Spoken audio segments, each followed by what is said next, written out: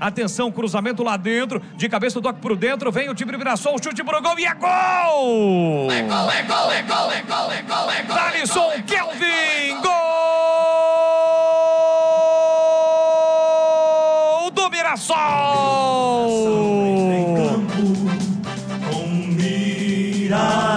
Thalisson Kelvin tem a 3 estampada na camisa.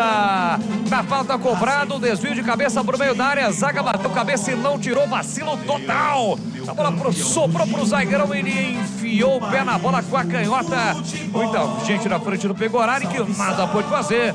O time do Mirassol empata o jogo na marca de 5 minutos. E bola rolando no segundo tempo. Tá registrado. Mirassol 1, Guarani também 1. E o detalhe do gol, Vladimir Catarino.